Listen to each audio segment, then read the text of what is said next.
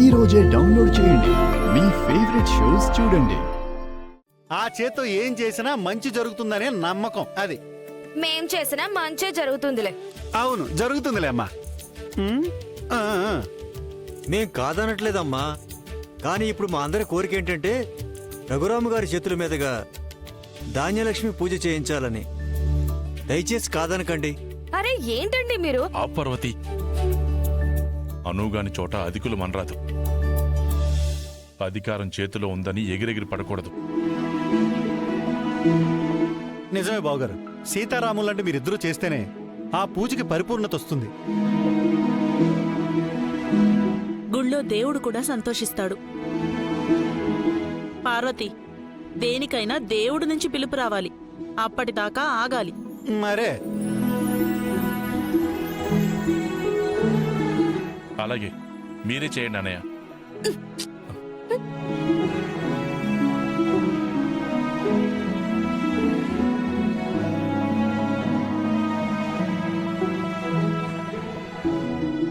అధికారం మనకిచ్చినట్టే ఇచ్చి అన్ని మీ అన్నయ్య చేస్తే ఇంక మనం ఎందుకు?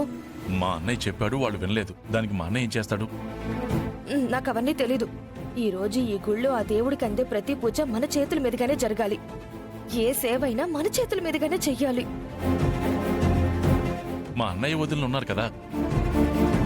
అయినా సరే మనమే చెయ్యాలి. నీకు పిచ్చి పట్టింది పార్వతి. పదండి.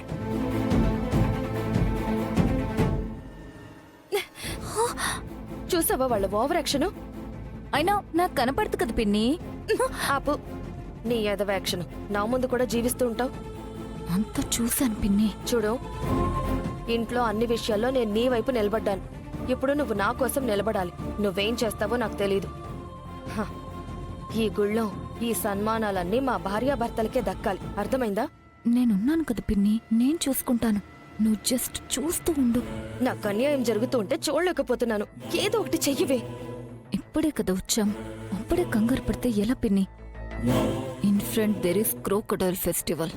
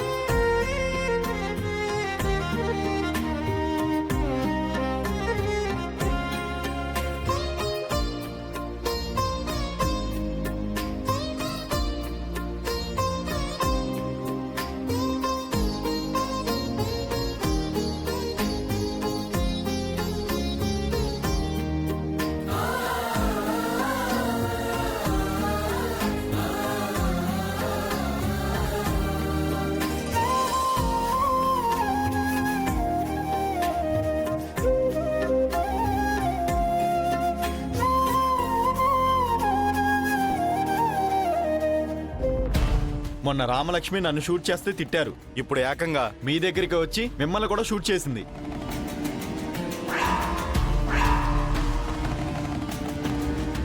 ఇప్పుడేమంటారు? నన్నే షూట్ చేసి ఆ తామ్రపత్రాలు తీసుకెళ్లిపోయింది ఆ రామలక్ష్మి. ఇంతకంటే ఘోర అవమానం నాకింకొకటి ఉండదు. నా దగ్గరికి ఎవరైనా ప్రాణాలు గుప్పట్లు పెట్టుకుని వస్తారు, కానీ ఆ రామలక్ష్మి నన్నే టార్గెట్ చేసింది. ఎంత ధైర్యం దానికి! అది బ్రతికుండడానికి వీల్లేదు. నాకు ఆ తామ్రపత్రాలు కావాలి. మీ దగ్గర నుంచే కదా తీసుకెళ్ళింది ఆ రామలక్ష్మి. అదే చెప్తున్నా, అవి తిరిగి నా దగ్గరికి రావాలి. ఆ రామలక్ష్మిని చంపైనా సరే ఆ తామరపత్రాలు నాకు తెచ్చివ్వండి. ఈరోజు సంక్రాంతి కదా, ఆ ఊళ్ళో అందరూ సంబరాల్లో ఉన్నారు. రామలక్ష్మి సంతోషంలో మునిగి తేలుతుంది. ఆ సంతోషానికి సమాధి కట్టండి. పండగ రోజు చూస్తే పుణ్యం అంటారు కదా, ఆ రామలక్ష్మికి ఆ అదృష్టం కల్పించండి. మంచి ముహూర్తం చూసి చంపేయండి. ఎంతైనా మంచి అమ్మాయి కదా, మనం కూడా తన మంచితనాన్ని గుర్తించాలి. మన వాళ్ళు ఎవరు వెళ్ళినా రామలక్ష్మికి అనుమానం వస్తుంది. మనం తనని నేరుగా చంపలేం. తన ఫ్యామిలీ మెంబర్ చంపేస్తుంది. ఎవరు? ఇంకెవరు, మన టీం మెంబర్ అస్మిత.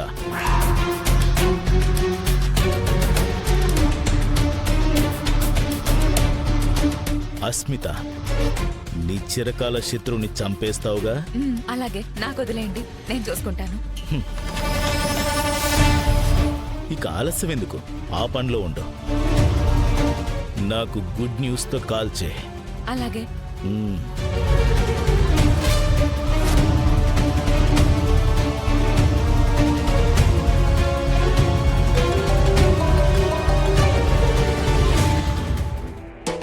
చెప్పవే. మన ప్లాన్ బాగా ఒకటైంది.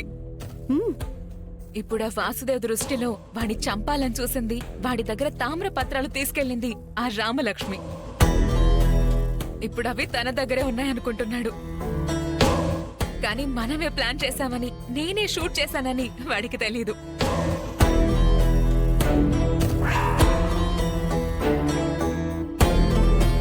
రమా, నన్నే మోసం చేస్తావా నిన్ను?